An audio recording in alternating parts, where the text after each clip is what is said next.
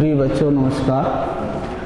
हम पिछले पाठ में पी ब्लॉक तत्वों का रसायन भाग 2 का जो कि हैलोजन 17वें ग्रुप के बारे में हमने पढ़ा था, उनके भौतिक और रासायनिक गुणों की क्रमिकता के बारे में हमने अध्ययन किया था के संबंध में हमने चर्चा की थी। आज हम फिर से लेते हैं पी ब्लॉक तत्वों का रसायन भाग 2। इसमें हैलोजन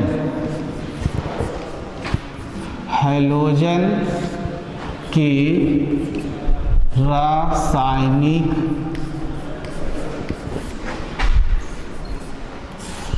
गुणों, रासायनिक क्रियाशीलता की प्रवृत्ति। तो आज हम इसी विषय पर चर्चा करेंगे, हैलोजन के रासायनिक क्रियाशीलता की प्रवृत्ति। तो जैसा कि हमने पहले भौतिक गुणों में क्रमिकता का हमने अध्ययन किया था और उसके आधार पर हमने देखा था कि यह धातु तत्व हैं। हैलोजन कुल 5 हैलोजन है।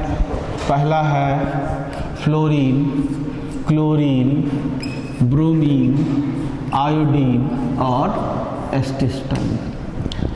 इसमें हम आज 4 फ्लोरीन, क्लोरीन, ब्रोमीन, आयोडीन की रासायनिक अभिक्रियाशीलता की प्रवृत्ति और उसकी क्रमिकता के बारे में अध्ययन करेंगे। हैलोजन अत्यधिक क्रियाशील अधातु तत्व हैं, बहुत ही अधिक क्रियाशील होते हैं।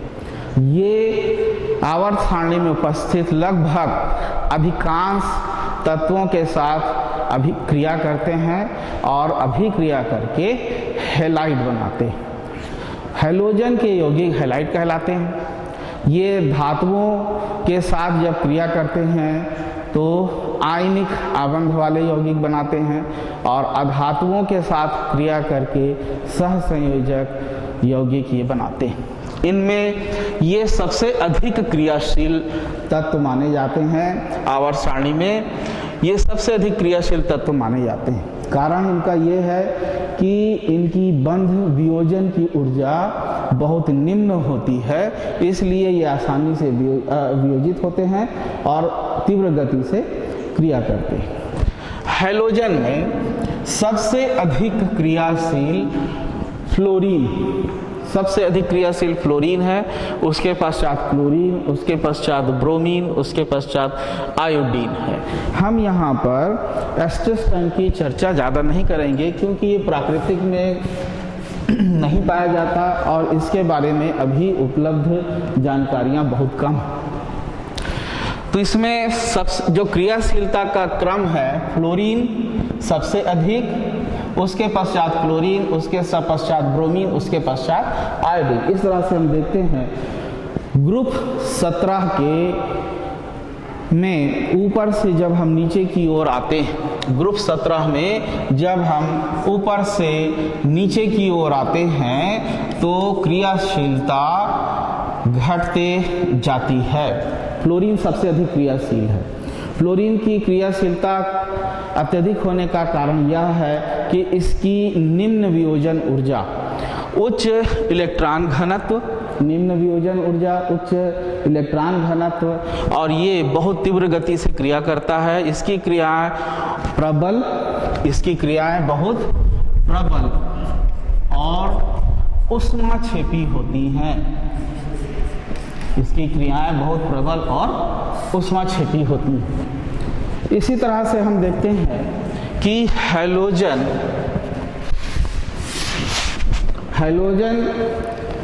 अम्ल बनाते हैं।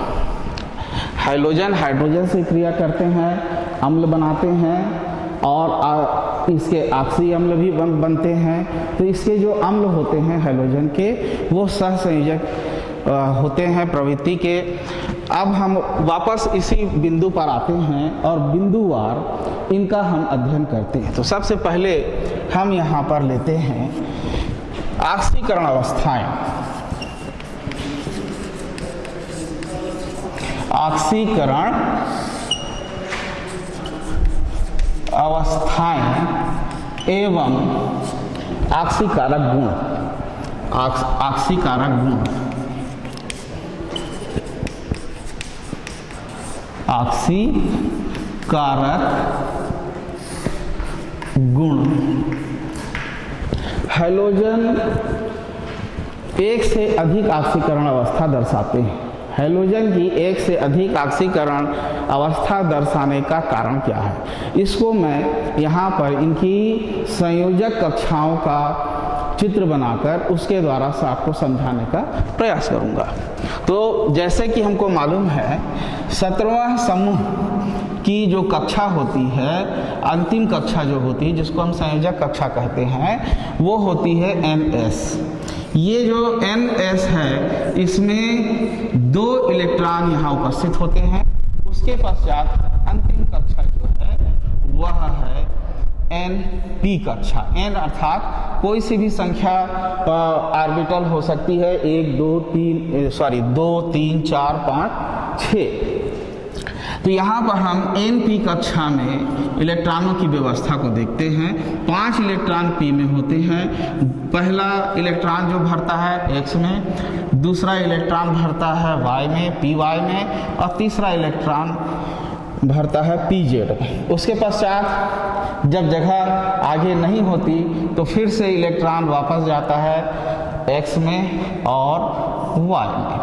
यहाँ पर हम इस तरह से देखते हैं कि ये जो है आद्य अवस्था है, प्रारंभिक अवस्था है, ये इसकी आद्य अवस्था है।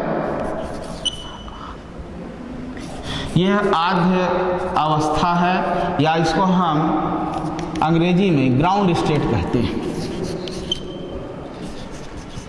ग्राउंड स्टेट इसको हम कहते हैं। यह सामान्य अवस्था है, यह सामान्य अवस्था है। S में 2 और P में 5। हैलोजन की D ऑर्बिटल जो है वो प्रायः खाली होती है। D ऑर्बिटल में 5 उप कक्षाएं होती हैं और ये D ऑर्बिटल खाली होती है। ये प्रथम अवस्था है। इस अवस्था में जब इलेक्ट्रॉन P कक्षा में एक अयुग्मित इलेक्ट्रॉन होता है तो यहाँ पर ऑक्सीकरण अवस्था ऋण 1 या धन 1 होती है। इसके पश्चात हम देखते हैं जब अगली अवस्था आती है, इस P कक्षा से इलेक्ट्रॉन उत्तेजित होता है।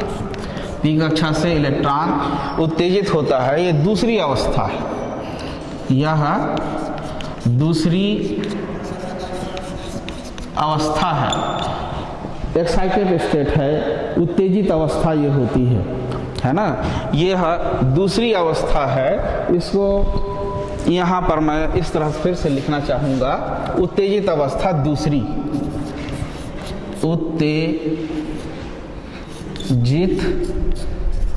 अवस्था, ये उत्तेजित अवस्था है।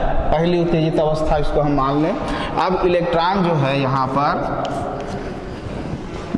यहाँ का अगला इलेक्ट्रॉन जो है वो एक इलेक्ट्रॉन आगे D में उत्तेजित होकर चला जाता है। ये बाहर से एनर्जी ग्रहण करते हैं और एनर्जी ग्रहण करके इलेक्ट्रॉन अगले एनर्जी लेवल पर चले जाते हैं। तो जब अगले एनर्जी लेवल पर जाते हैं इलेक्ट्रॉन, ये इलेक्ट्रॉन अयुग्मित हो जाता है। यहाँ का इलेक्ट्रॉन PY पर चला जाता है और PY का इलेक्ट्रॉन D कक्षा में प्रवेश कर जाता है। इस तरह से हम देखते हैं कि 3 हमको यहाँ पर अयुग्मित इलेक्ट्रॉन दिखाई दे रहे हैं। इस स्थिति में इनकी ऑक्सीकरण अवस्था होती है धन 3। इसके पश्चात ये जो प्रथम उत्तेजित अवस्था थी, इसके बाद की है। मैं फिर से उत्तेजित अवस्था के बारे में यहाँ पर लिखूंगा, तो जगह कम होने की वजह से मैं इसको मिटाता हूँ और इसको मिटाकर फिर से अगली अवस्था को यहाँ पर मैं लिखने जा रहा हूँ। तो दूसरी उत्तेजित अवस्था, दूसरी उत्तेजित अवस्था दूसरी उत्तेजित अवस्था में यहाँ पर हम देखते हैं S में इलेक्ट्रॉन अभी भी जोड़ी में है और P कक्षा में जो पहला X में जो जोड़ी इलेक्ट्रॉन थी अब वो भी उत्तेजित होती है और यहाँ का एक इलेक्ट्रॉन चला जाता है X में और यहाँ का इलेक्ट्रॉन चला जाता है X से Y और Y से P में। D कक्षा में अब 2 इलेक्ट्रॉन आ जाते हैं, अयुग्मित इलेक्ट्रॉन 2 हो जाते हैं। इस तरह से हम देखते हैं कि अब अयुग्मित इलेक्ट्रॉनों की संख्या कुल संख्या हो जाती है 1 2 3 4 5। तो यहाँ पर अब यह दर्शाएगा धन 5 ऑक्सीकरण अवस्था, क्योंकि ये 5 अन्य बाहर से आने वाले इलेक्ट्रॉनों को साझा के लिए स्थान उपलब्ध कराता है जोड़ी बनने के लिए। हम यहाँ पर अब देखते हैं तीसरी उत्तेजित अवस्था।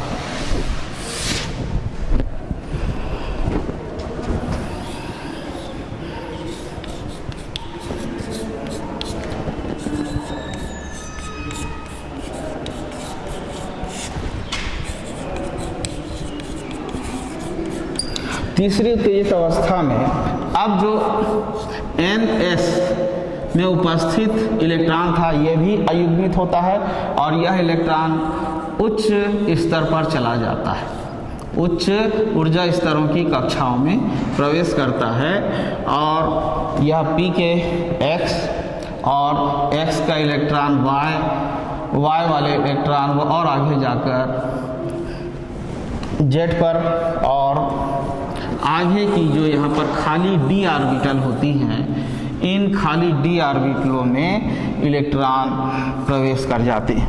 तो इस तरह से हम अब देखते हैं कि ये चले जाते हैं d में 3 इलेक्ट्रॉन जो कि अयुग्मित हैं।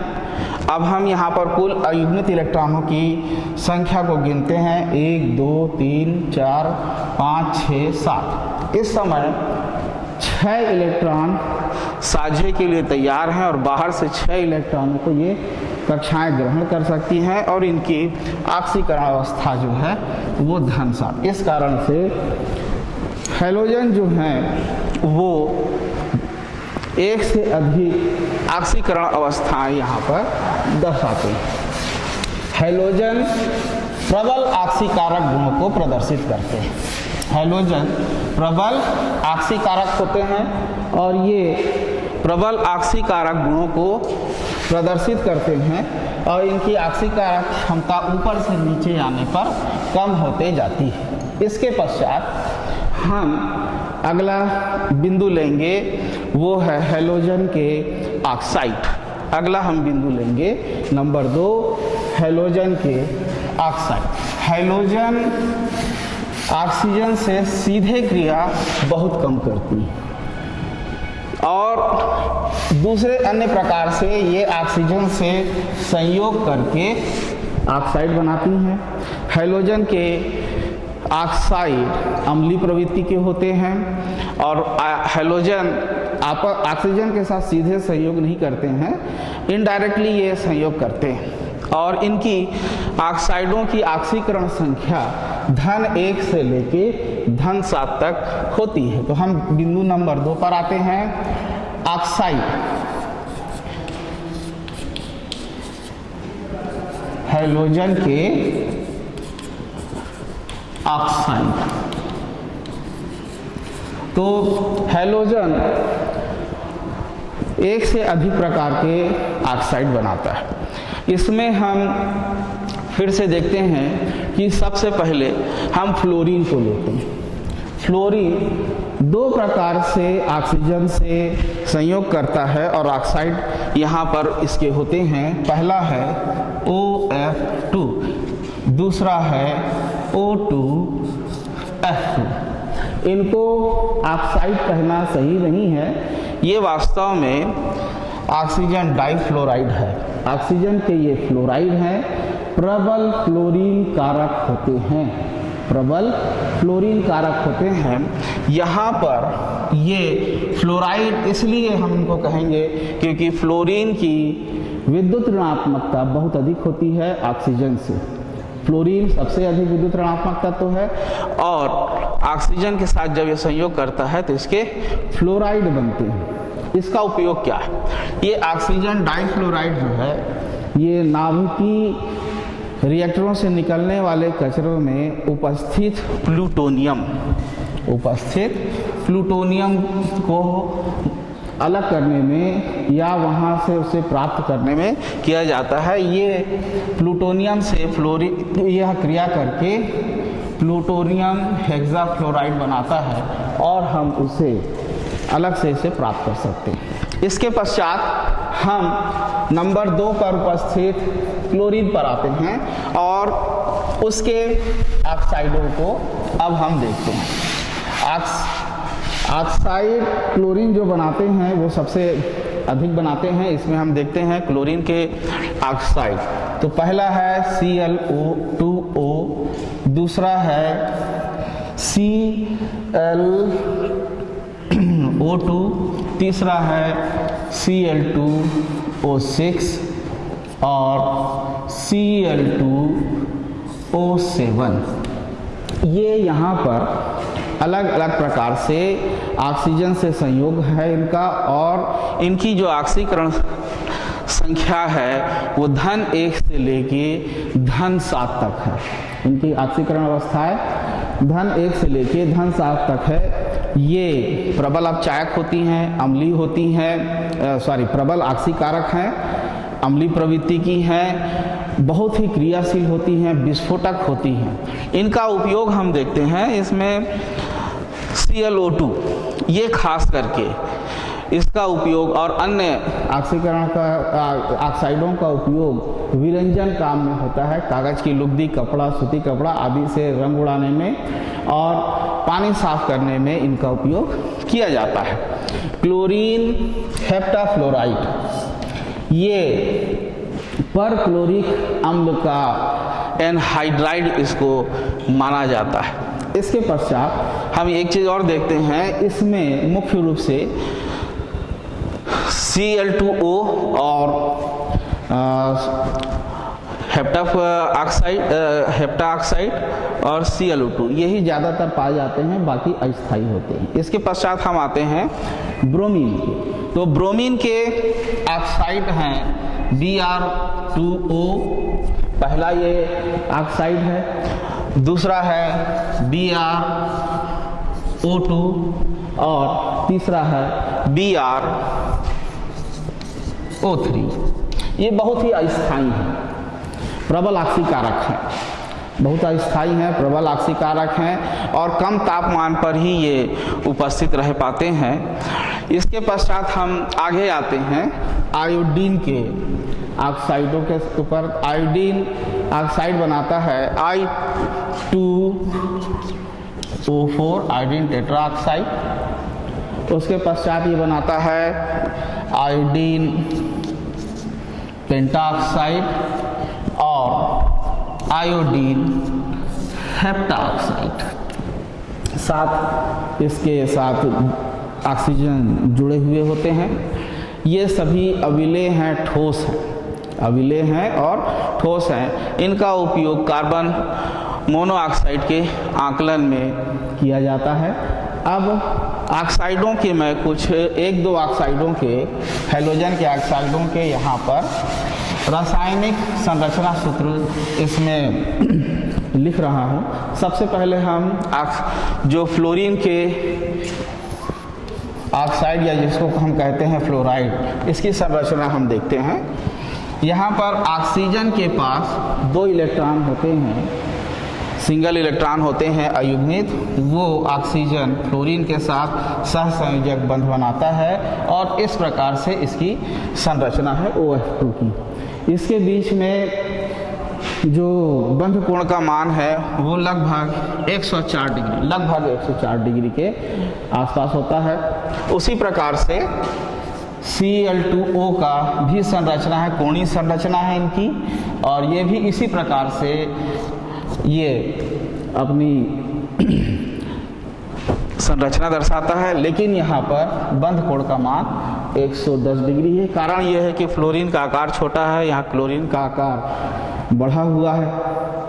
और हम देखते हैं आगे बिंदु हैलोजन के ऑक्साइड के बाद हैलोजन की हाइड्रोजन के साथ अभिक्रियाशीलता के संबंध में, अर्थात हम हैलाइड्स के बारे में, हाइड्रोजन के हैलाइड्स के बारे में आज हम देखते हैं। हाइड्रोजन के हैलाइड,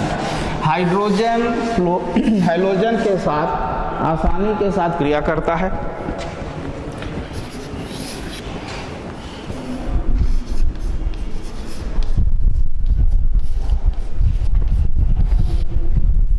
हाइड्रोजन के हैलाइड, हाइड्रोजन किसी भी हैलोजन के साथ आसानी से क्रिया करता है और ये हैलाइड बनाता है। फ्लोरीन के साथ इसकी क्रिया बड़ी आसानी से अंधेरे में और ठंडे में हो जाती है, और फ्लोरीन हाइड्रोजन के साथ क्रिया करके हाइड्रोजन फ्लोराइड बनाता है। उसी तरह से अन्य हैलोजन भी क्रिया करते हैं और हैलाइड बनाते हैं। तो सबसे पहला यहाँ पर है HF hydrogen fluoride, HCl hydrogen chloride, HBr hydrogen bromide, HI hydrogen iodide. ये हैलाइड हैं और ये सभी सहसंयोजक यहाँ पर गुण यहाँ प्रदर्शित करते हैं। इसमें हाइड्रोजन फ्लोराइड ये द्रव अवस्था में पाया जाता है, HCl hydrogen chloride, hydrogen bromide और HI हाइड्रोजन आयोडाइड ये गैसीय अवस्था में पाई जाती हैं। हाइड्रोजन फ्लोराइड द्रव अवस्था में क्यों पाया जाता है? इसका कारण ये है कि हाइड्रोजन फ्लोराइड में ये आपस में हाइड्रोजन बंध बनाते हैं और इनके अणु संगुणित होकर आपस में संगुणित होते चले जाते हैं और द्रव अवस्था में आ जाते हैं। तो हाइड्रोजन फ्लोराइड यह द्रव अवस्था में पाया जाता है, बाकी अन्य हैलाइड जो हैं वो गैस अवस्था में पाई जाती हैं।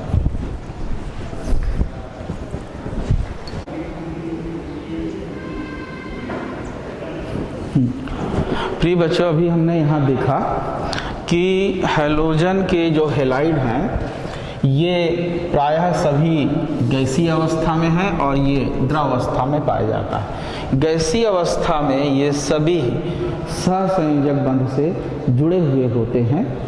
इनके जलीय विलयन, अब हम इसमें आते हैं इनके जलीय विलयन। Hydrogen fluoride, hydrogen chloride, hydrogen bromide और हाइड्रोजन आयोडाइड, इनके जलीय विलयन अम्लीय होते हैं और जलीय विलयन अम्लीय होने के कारण इनको हम हैलोजन के अम्ल कहते हैं। तो हाइड्रोफ्लोरिक अम्ल नाम हम देखते हैं, हाइड्रोक्लोरिक अम्ल, हाइड्रोब्रोमिक अम्ल, हाइड्रोआयोडिक अम्ल, ये अम्लीय प्रवृत्ति दर्शाते हैं, प्रबल अम्ल होते हैं। इसका कारण ये है कि जब जल में इनका विलयन होता है, उदाहरण के लिए मैं यहाँ पर HCl को लिख रहा हूँ, हाइड्रोक्लोरिक अम्ल को, जब ये जलीय विलयन में उपस्थित होता है तो आयनित होता है और यह प्रोटॉन डोनेट करता है, प्रोटॉन देता है, प्रोटॉन दाता है। ये हाइड्रोजन आयन, इसे हम कहते हैं प्रोटॉन। ये प्रोटॉन दाता होते हैं, इसलिए ये अम्ल हैं। हम इनको अब अम्लों की क्रियाशीलता के अगर क्रम में रखें तो 17वें ग्रुप में ऊपर से नीचे आने पर, 17वें ग्रुप में ऊपर से जब हम यहाँ नीचे आते हैं, इन अम्लों को देखते हैं। HF हाइड्रोजन फ्लोराइड जो हम जिसे कह रहे थे अभी, ये हाइड्रोफ्लोरिक अम्ल है। HCl हाइड्रोक्लोरिक अम्ल, HBr हाइड्रोब्रोमिक अम्ल और HI। ऊपर से नीचे आने पर इनकी अम्लता बढ़ती है। ये ऊपर से नीचे आने पर इनकी अम्लता बढ़ती है।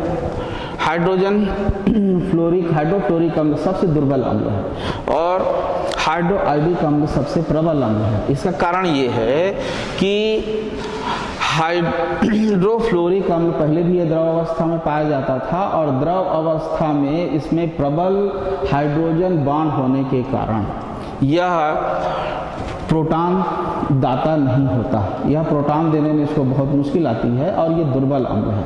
जबकि ऊपर से जब हम नीचे की ओर आते हैं तो इनकी त्रिज्या का आकार बढ़ता चला जाता है, इनके ऋण आयनों का आकार बढ़ता चला जाता है और ये आसानी से अपने प्रोटॉन डोनर हो जाते हैं, प्रोटॉन दाता हो जाते हैं और आसानी से प्रोटॉन देते हैं और प्रोटॉन अधिक देने के कारण इनकी अम्लता बढ़ती जाती है। इसी क्रम में हम देखते हैं कि ये प्रबल अपचायक भी होते हैं।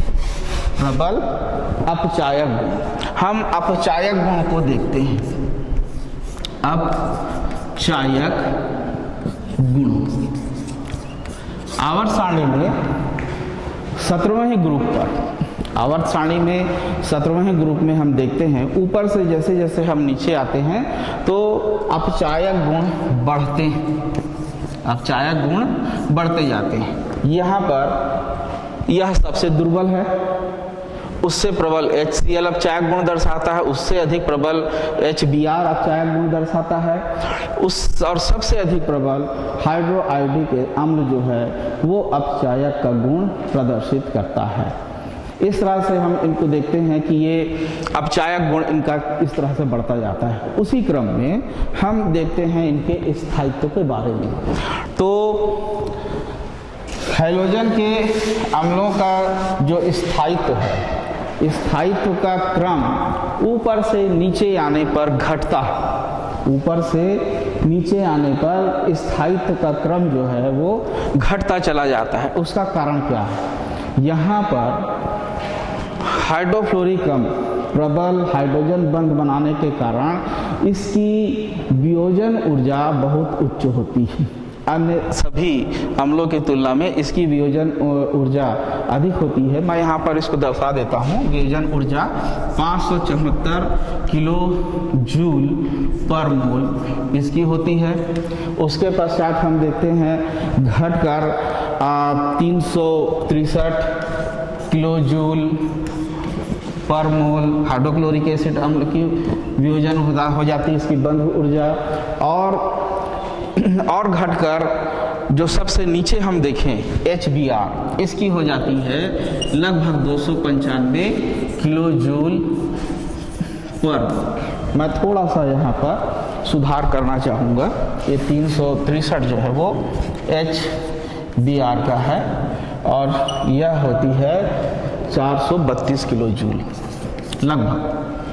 तो हम देखते हैं ग्रुप में ऊपर से नीचे की ओर आने पर इनकी वियोजन ऊर्जा का मान कम होते जाता है। इसके कारण सबसे ऊपर हाइड्रोजन फ्लोराइड या हाइड्रोफ्लोरिक एसिड, इसका वियोजन ऊर्जा उच्च होने के कारण यह अधिक स्थायी होता है और ग्रुप में ऊपर से नीचे की ओर आने पर स्थायित्व में कमी आती है।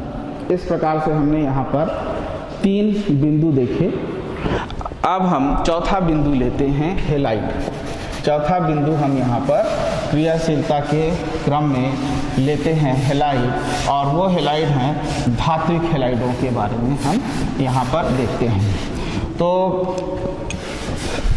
हैलोजन बहुत अधिक क्रियाशील होती हैं और अत्यधिक क्रियाशील होने के कारण लगभग ये सभी धातुओं के साथ रासायनिक क्रिया करके उनके हेलाइड बनाते हैं, धात्विक हेलाइड बनाते हैं। सबसे अधिक तेजी से इनकी क्रियाशीलता क्षार धातुओं के साथ होती है और क्षार धातुओं के साथ और अन्य धातुओं के साथ ये क्रिया करके आयनिक यौगिक बनाते हैं। जबकि धातुओं के साथ क्रिया करके ये सहसंयोजक यौगिक बनाते थे, लेकिन धातुओं के साथ ये क्रिया करके आयनिक यौगिक बनाते हैं, आयनिक हेलाइड बनाते हैं। तो हम अब देखते हैं धातुओं के हेलाइड। धातुओं के हेलाइड ये धातुओं से सीधे संयोग करते हैं। मैं यहाँ पर एक समीकरण लिख रहा हूँ, M इस M का अर्थ है धातु। ये कोई एक धातु है, एक संयोजी धातु है, या हम इसको मान लें क्षार धातु है। यह सीधे क्रिया करता है हैलोजन से और सीधे हैलोजन से क्रिया करके धात्विक हैलाइड बनाता है। हम यहाँ इसका सूत्र देखते हैं। इसको अगर मैं उदाहरण स्वरूप लिखूं तो M की जगह मैं यहाँ सोडियम क्लोरीन गैस सीधी रासायनिक क्रिया होती है और यह बनाता है NaCl। इस प्रकार से ये हैलाइड बनाते हैं। ये सभी हैलाइड आयनिक होते हैं। अब इसमें हम देखते हैं कि कुछ ऐसी धातुएं जिनमें दो प्रकार की ऑक्सीकरण अवस्थाएं पाई जाती हैं। तो निम्न ऑक्सीकरण अवस्था वाले जो धातु हैलाइड होते हैं वो आयनिक गुण प्रदर्शित करते हैं, उनकी आयनिक गुण अधिक होते हैं, जबकि उच्च ऑक्सीकरण अवस्था वाले जो हैलाइड होते हैं धातुओं के, वो कुछ सहसंयोजक गुण प्रदर्शित करते हैं, यानी उनमें सहसंयोजकता का गुण अधिक होता है। उदाहरण के लिए मैं यहाँ पर स्टेनस क्लोराइड और स्टेनिक क्लोराइड का नाम लेना चाहूँगा। स्टेनस क्लोराइड, ये इसमें सहसंयोजक गुण कम है, जबकि स्टेनिक क्लोराइड इसमें सहसंयोजक गुण अधिक है। उसी तरह से अधिक सहसंयोजक गुणों वालों में लेड क्लोराइड, इस तरह से PbCl4 और यूरेनियम हेक्साफ्लोराइड, ये सहसंयोजक गुणों को अधिक दर्शाते हैं। इसके पश्चात अब हम अगले बिंदु पर आते हैं, वो है ऑक्सी अम्ल। हैलोजन ऑक्सी अम्ल भी बनाते हैं।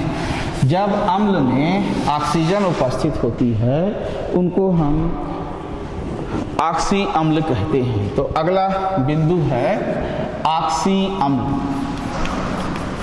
हैलोजन 4 प्रकार के ऑक्सी अम्ल बनाते हैं। ये 4 प्रकार के ऑक्सी अम्ल कौन से हैं? पहला हाइपो ऑक्सी अम्ल,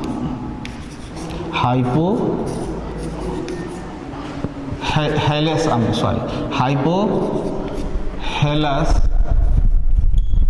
अम्ल। इसका सामान्य अगर संकेत हम देखें HOX, इसमें एक हाइड्रोजन, एक ऑक्सीजन और एक हैलोजन है।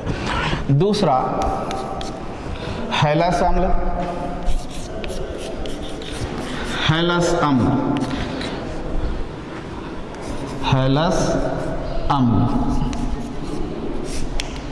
हेलस अम्ल जो है इसका सूत्र है HOXO। इसमें 2 ऑक्सीजन है। इसकी ऑक्सीकरण अवस्था है धन-1, ये धन-1 ऑक्सीकरण अवस्था दर्शाते हैं और ये धन-3 ऑक्सीकरण अवस्था दर्शाते हैं। और तीसरे प्रकार का जो ऑक्सी अम्ल है वो है हैलिक अम्ल कहलाते हैं। हैलिक अम्ल का जो सूत्र है सामान्य रूप से हम लिखते हैं HOXO2 और ये इनमें हैलोजन जो है धन-5 ऑक्सीकरण अवस्था दर्शाते हैं। अगले प्रकार का ऑक्सी अम्ल जो है, अगले प्रकार का हैलोजन के ऑक्सी अम्ल जो है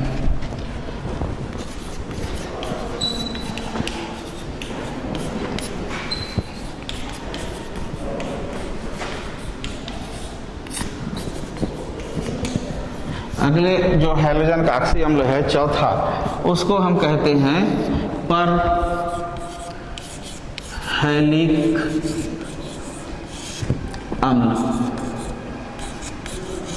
इसका सूत्र है HOXO3 और ये धन-7 ऑक्सीकरण अवस्था दर्शाते हैं।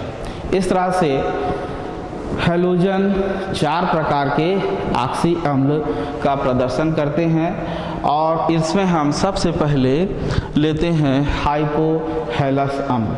हाइपोहेलस अम्ल सभी हैलोजन बनाते हैं और हम इनके नाम अब देखते हैं। हाइपोहेलस अम्ल सभी बनाते हैं इसमें, तो HOF हाइपोफ्लोरस अम्ल,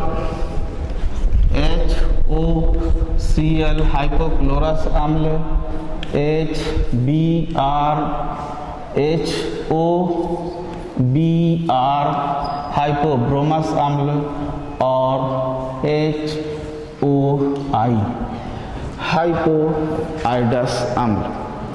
ये कुल 4 यहाँ पर हम ऑक्सी अम्लों को इनके देख रहे हैं। इसके पश्चात अगला, जिसमें कि ऑक्सीकरण अवस्था है 3 और नाम है हैलस अम्ल। तो हैलस अम्ल यहाँ पर केवल एक ही बनता है और वो है क्लोरीन। हैलस अम्ल यहाँ पर केवल एक ही बनता है और वो है क्लोरीन एकमात्र। इसमें आयोडीन, ब्रोमीन और फ्लोरीन हैलस अम्ल नहीं देते हैं। तो सूत्र है इसका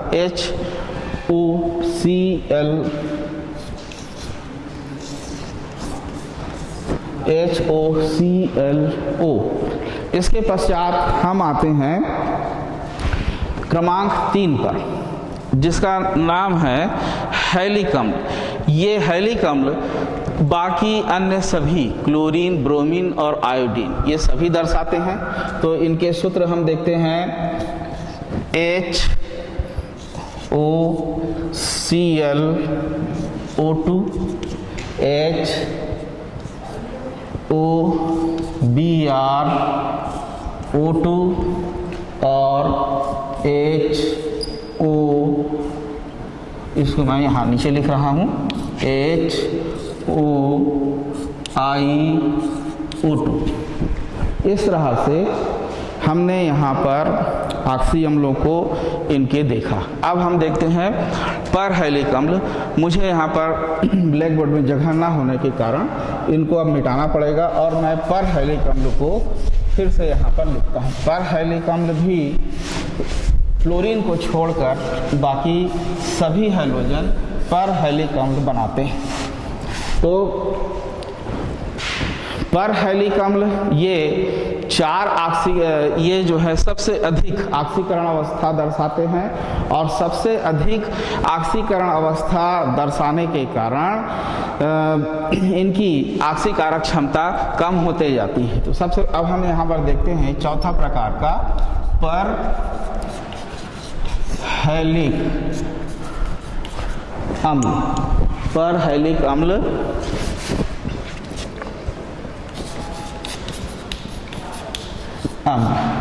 तो HOClO3, HOBrO3,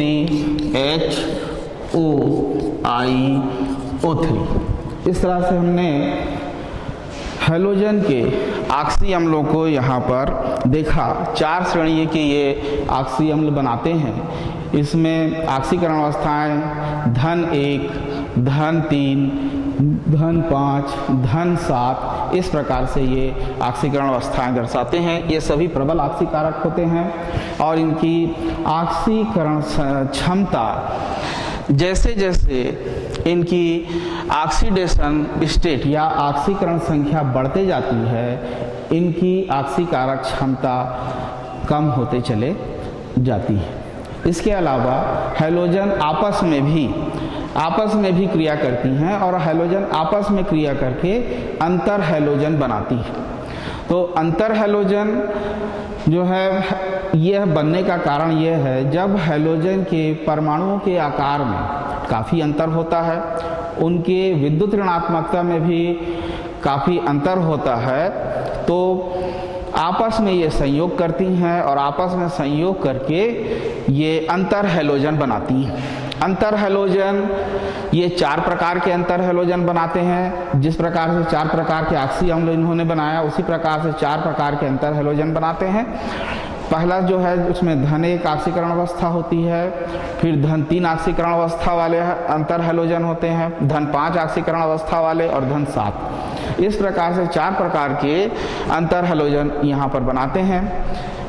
और ये सभी अंतर हैलोजन के बारे में, जो कि बहुत ही प्रबल ऑक्सीकारक हैं, सहसंयोजक गुणों वाले हैं और हैलोजनों से अधिक क्रियाशीलता ये दर्शाते हैं और आपस में सीधे संयोग से ये बन जाते हैं। इनके बारे में हम अगले कालखंड में अलग से अंतर हैलोजन बिंदु के ऊपर हम चर्चा करेंगे और उसके बारे में हम आगे पढ़ेंगे। तो इस तरह से हमने हैलोजनों के रासायनिक गुणों के बारे में हमने पढ़ा, उनकी प्रवृत्ति के बारे में पढ़ा कि हैलोजन बहुत ही सक्रिय हैं, प्रबल अधातु हैं, धातुओं के साथ आयनिक बंध बनाते हैं और अधातुओं के साथ सहसंयोजक यौगिक बनाते हैं। इनके ऑक्साइड अम्लीय होते हैं, ऑक्सी अम्ल बनाते हैं और इनके हैलाइड जो हैं वो अम्लीय प्रवृत्ति वाले होते हैं।